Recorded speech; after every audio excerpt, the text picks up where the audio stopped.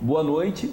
O canal aberto hoje traz como tema alienação parental e guarda compartilhada.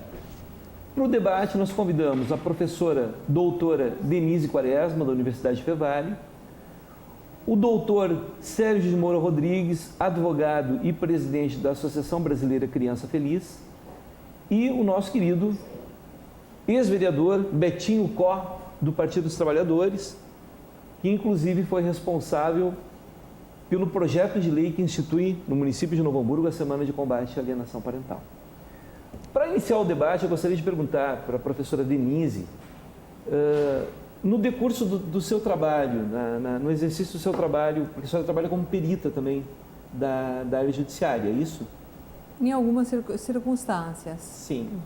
E como é que se dá esse debate sobre alienação parental? A senhora poderia explicar o que é alienação parental, até para os nossos telespectadores, porque muitas vezes as pessoas conhecem o problema, mas não sabem o nome do problema.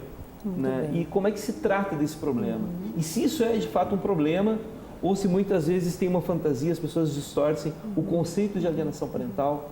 Fique à vontade. Então, boa noite ao senhor, boa noite aos colegas debatedores, boa noite ao público.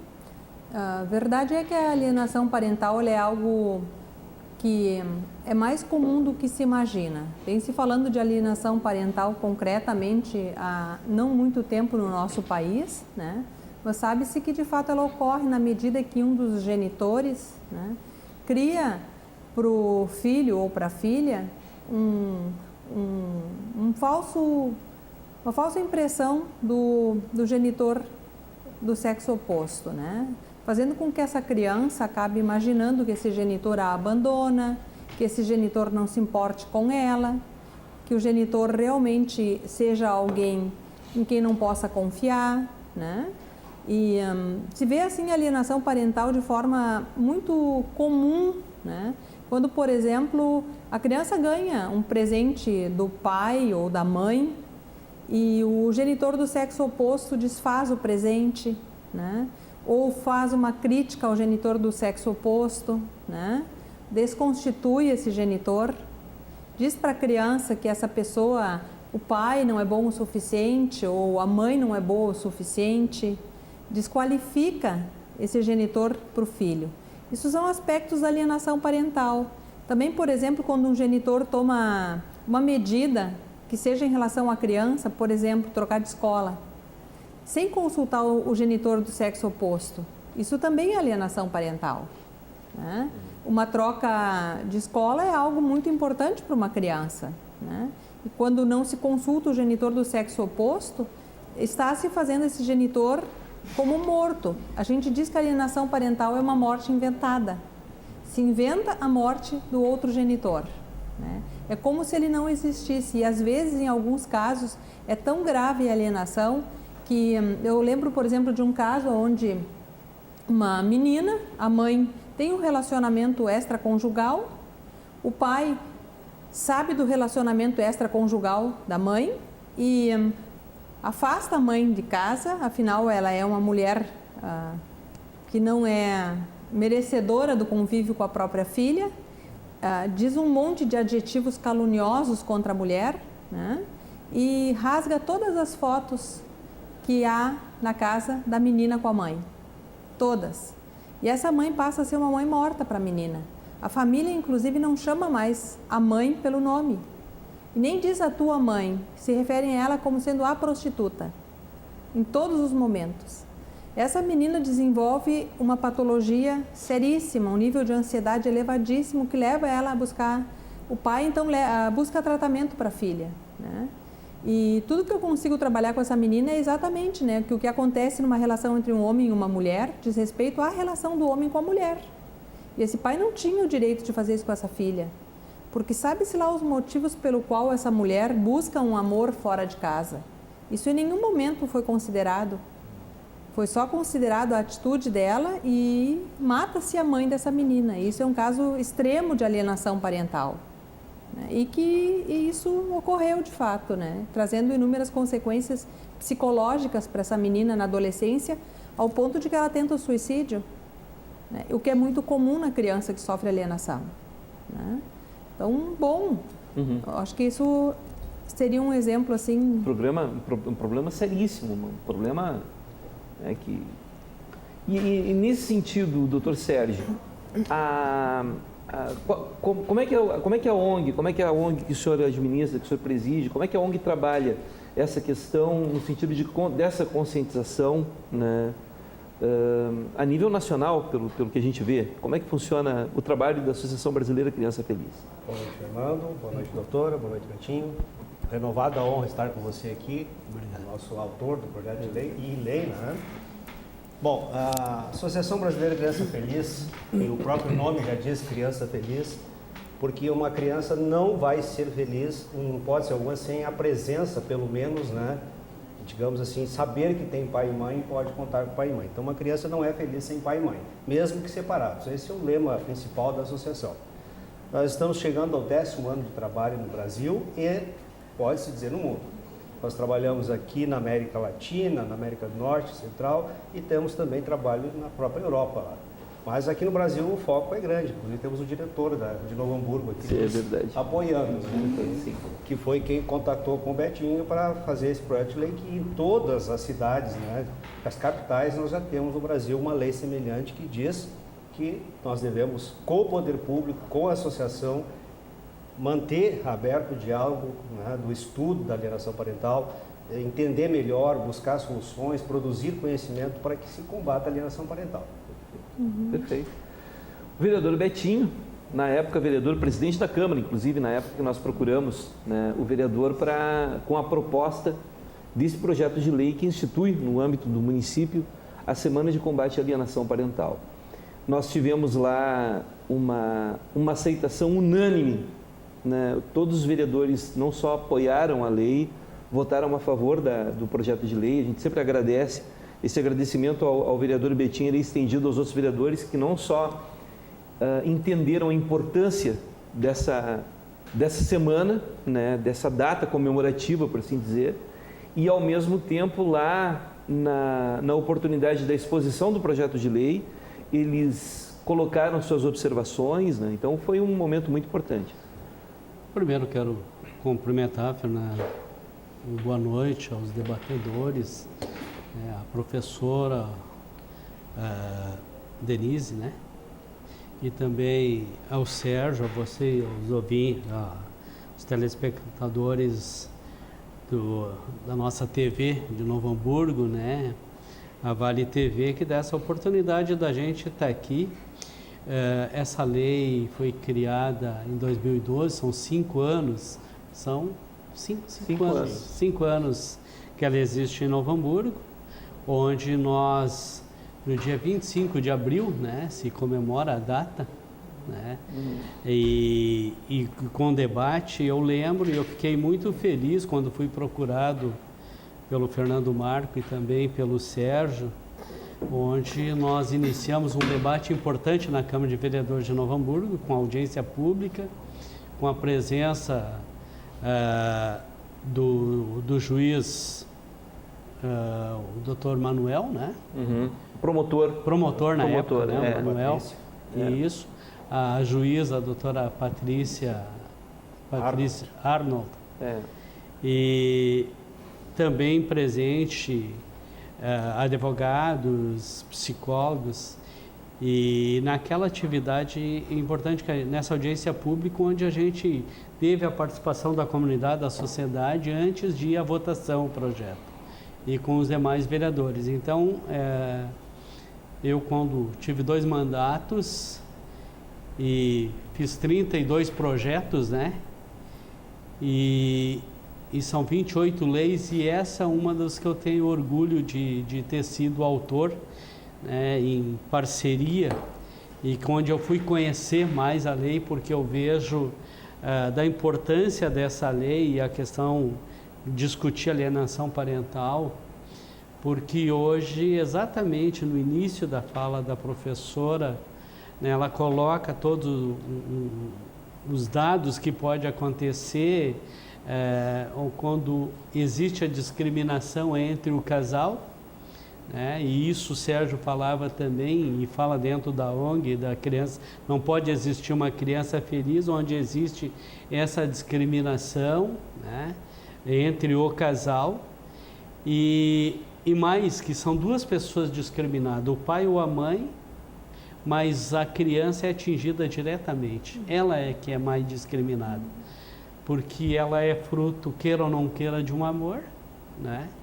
Vem ao mundo para isso, para ser feliz, primeiros dias, o encantamento por aquela criança, e depois, quando existe uma separação e ninguém é obrigado a viver junto, quando não acerta o casal, cada um tem que procurar a sua vida e não pode se destruir, né? E hoje a gente vê, né, Fernando, o Sérgio, a professora Denise, que a gente vê o número altíssimo de assassinatos de mulheres que acontece no nosso país, fora do país, e homens também acabam a violência gerando isso, quando a alienação parental deve, e eu acredito, antes conversando com o Sérgio, ela tem um papel importante na questão da educação e fazer com que essa criança, esse casal, tenha um olhar para ela, né? Então, acho que esse debate é importante, que a gente começa a fazer hoje, e eu agradeço estar aqui participando.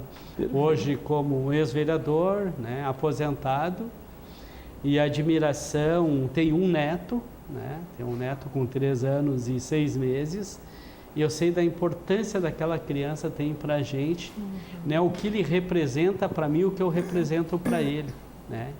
E é uma felicidade. Eu posso dizer que ele é uma criança feliz por aquilo que a gente representa para ele, o que ele nos representa para minha família, para o meu filho, para minha nora, né?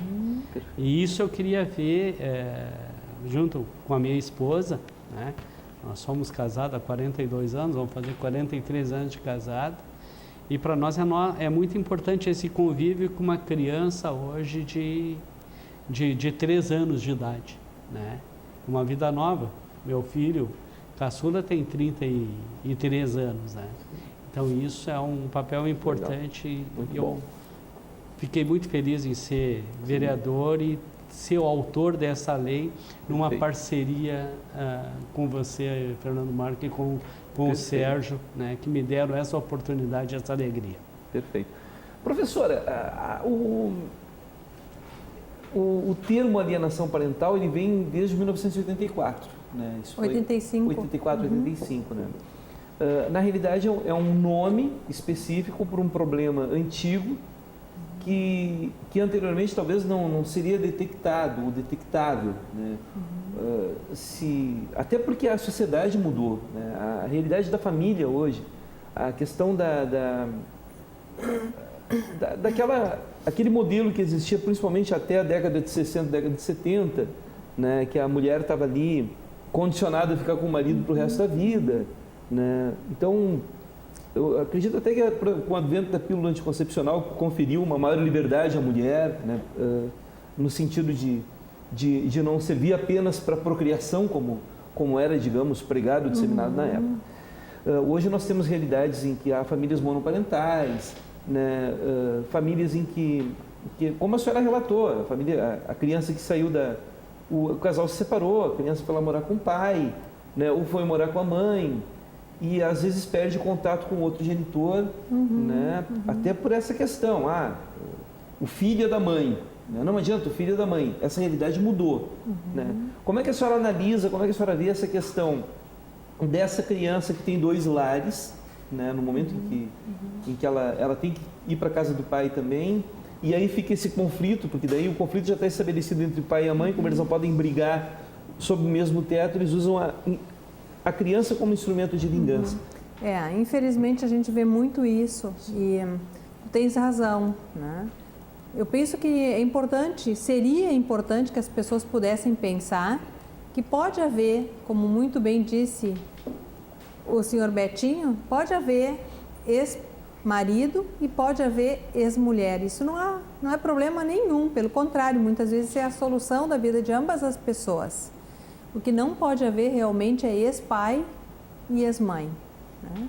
E eu vejo que as pessoas não compreendem isso e às vezes borram as fronteiras. Ser pai de uma criança muitas vezes significa ainda ter vínculo com a mulher, com tudo que representa aquela família, né? E as pessoas não compreendem isso e borram essas fronteiras e acabam criando realmente atritos pessoais, né? E falando da alienação parental, realmente ela é de 85, inicia em 85 e até o nascedouro dessa alienação parental do termo, ele é para nós da psicologia algo que faz com que a gente reflita, né? Como foi que nasceu esse termo, alienação parental, nasceu do Richard Gardner, né? Quando na verdade o que acontece é que ele fazia trabalho voluntário com homens que estavam em situação prisional nos Estados Unidos, né? E por abuso.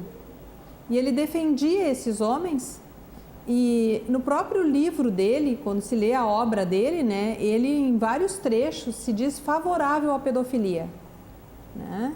Vários trechos do livro dele, inclusive trechos claros onde ele escreve que não há problema nenhum em um homem adulto acariciar uma criança, porque os gregos fariam iniciação sexual também nos meninos e que isso é normal, né?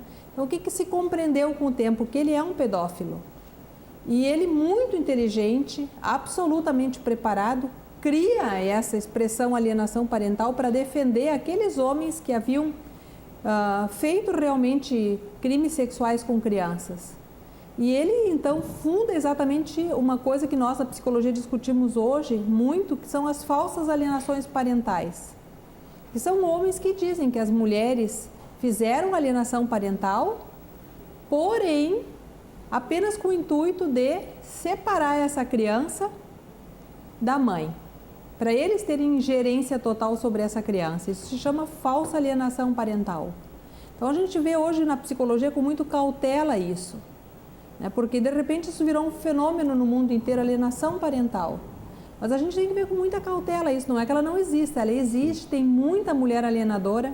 Sem sombra de dúvidas, tem mulheres que fazem alienação parental, né? Mas também a gente tem que ver com muita cautela porque os perversos, os sociopatas, eles são pessoas extremamente inteligentes, eles criam situações e normalmente o que acontece, eles não penetram na criança, porque a penetração sexual com crianças ocorre em apenas 0,5% dos casos. E normalmente os homens que fazem penetração sexual em crianças são homens com distúrbios mentais, retardo mental, psicose, coisas mais graves. O sociopata não, ele é inteligentíssimo, ele planeja tudo. Ele acarinha a criança, ele faz sexo oral com a criança, mas não faz a penetração. E aí não há uma prova cabal de que ele tenha feito. E como é uma criança e é pai da criança, e a criança confia nesse pai completamente, ele cria nessa criança o que a gente chama de falsas memórias. Ele cria na criança toda uma história falsa sobre a mãe. Ele cria uma situação de abandono materno, dizendo, tua mãe nem cuida bem de ti, olha como essas tuas unhas estão sujas. Como se criança nenhuma do mundo andasse com uma unha suja eventualmente. Tua mãe não é boa que chega. Olha só, tua mãe te deixou com pouca roupa e está frio. Vai criando na criança, através das falsas memórias, a imagem de uma mãe abandonativa. E ele como sendo o que cuida, o que zela, o que guarda, né? Então, ele cria todo digamos assim, um espaço específico para ter domínio sobre essa criança. Então, a gente tem que ter muita cautela. Eu diria assim para vocês que quanto mais eu estudo sobre o ser humano, mais cautela eu tenho em afirmar qualquer coisa. Porque, de fato, os sociopatas estão no mundo, eles estão aí, né? Como tem mulheres também que são sociopatas, como tem mulheres que, de fato, alienam. A gente vê muito isso. Mas esses casos que a senhora relata, esses casos de abuso, assim, isso tem muita... percentualmente, isso acontece muito quando o pai se queixa lá que está sendo vítima de alienação parental, né, que a mãe está não sei o quê, porque na realidade o enfoque dentro de um processo, por exemplo, um processo jurídico, né? Olha, eu quero ver o meu filho, eu não estou tendo direito de ver o meu filho, eu estou sendo, né? Mas ele costuma direcionar a culpa para a mulher, então, é dessa maneira que acontece? Sim, ele diz que a mulher é que é alienadora. Uhum. Ele entra exatamente dizendo isso, que a mulher é alienadora. Mas percentualmente tem muitos casos desses? Tem muitos casos. Tem uma especialista hoje em São Paulo que praticamente, da área da psicologia, Ana Cicarelli, praticamente ela só trabalha com esses casos de crianças que sofreram alienação parental dessa forma e que eram abusadas pelos pais, pelo pai, pelo genitor masculino. E hoje sim se discute isso, inclusive recentemente teve um congresso em Santa Catarina só sobre falsas alienações parentais, né? E realmente se fala muito disso hoje. Então, a gente tem que ter muito cuidado. Eu diria assim, não é tão simples a situação. Às vezes o que acontece é que tem uma mulher que tem raiva de homens, então todo homem é alienador. Ou tem homens que são misóginos, que têm ódio de mulheres, então toda mulher é alienadora. Eu diria assim, com muita certeza, que nem tanto ao mar, nem tanto à terra. Tanto homens quanto mulheres podem fazer esse processo. Mas a gente não pode perder de forma alguma a atenção de olhar os sociopatas. Porque eu própria já passei por uma experiência onde que eu, muito jovem, recém-formada, já fazendo clínica, um homem extremamente bem conhecido me procura no consultório trazendo uma série de situações onde que ele dizia que precisava de um laudo dizendo que ele teria que ficar com a guarda da filha. Em função de que a mãe era abandonativa, que a mãe era uma mãe péssima, que era uma mulher promíscua, que não era uma boa mãe para aquela filha. E eu digo a ele, e ele assim, um homem extremamente empoderado, conhecidíssimo, tanto é que quando ele me procura no consultório, a primeira coisa é o narcisismo da gente, né? Nossa, olha só, fulano está vindo me procurar.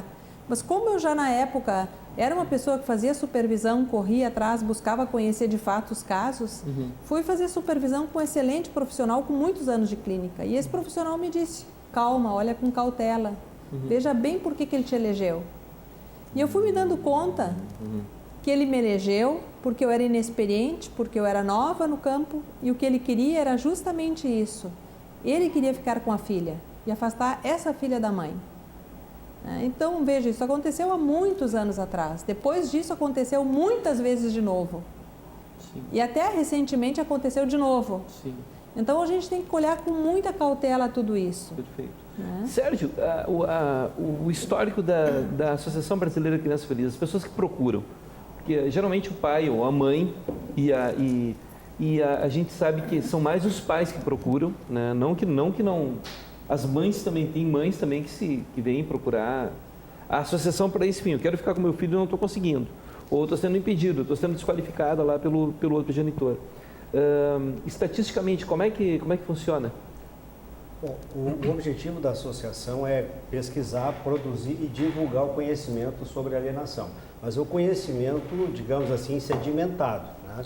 Os temas já estudados sobre alienação parental, que são causas, a definição e as consequências, esses são reais e esses acontecem de lado a lado. O percentual conhecido mundial é de torno de 80% de mães alienadoras em função da guarda ser ainda mais ou menos padrão para a mãe.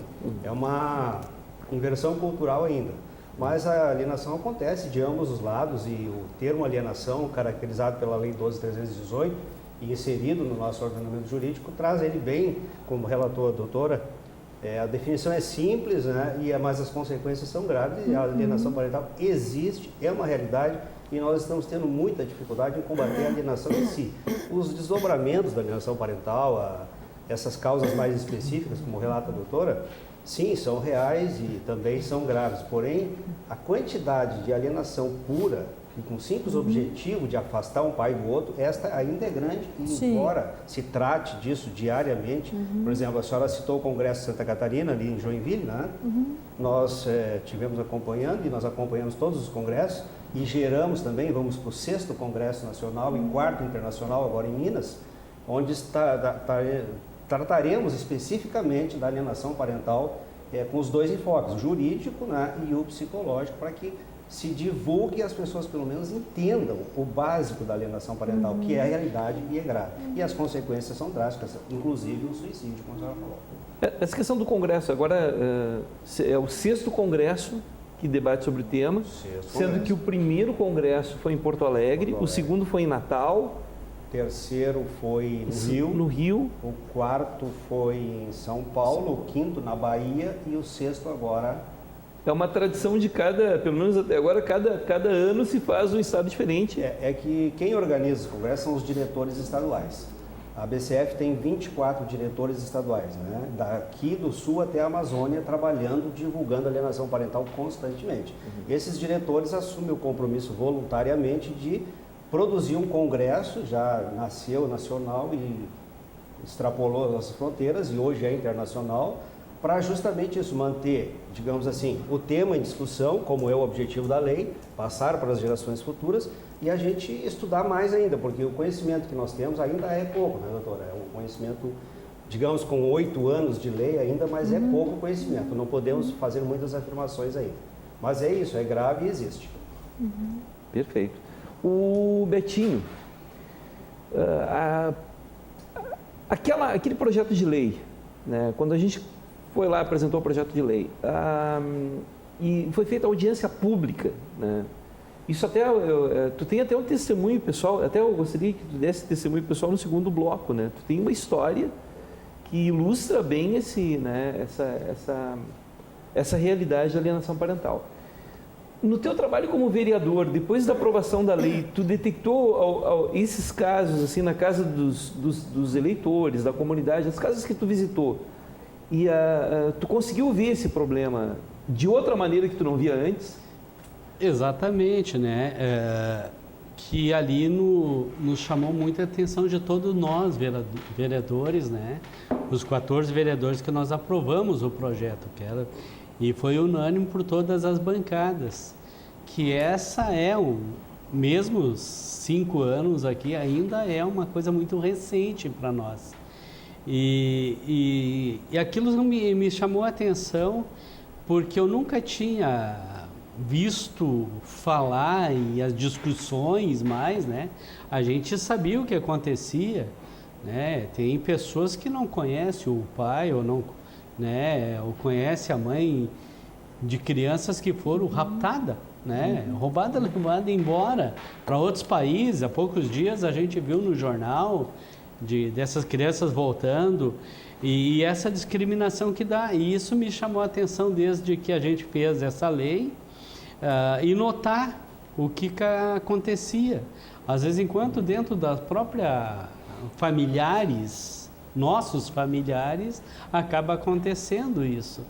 E eu, por exemplo, como fui autor da lei e fui estudando, aprendendo, né, com vocês, eu posso dizer que aprendi com o Sérgio e com o Fernando, e a gente pode citar outras pessoas naquela audiência pública que teve presente, né, a Cláudia Petri, né? Doutora Cláudia Petri teve presente, ela, advogada também, cuida dessa área, assim como outros. O próprio promotor Manuel colocando o que acontecia, que ele era procurado. Então, dali em diante, a gente ficou acompanhando, mas é um processo muito interessante. Perfeito. Nós vamos agora chamar os nossos apoiadores culturais e voltamos no segundo bloco com mais debate sobre alienação parental.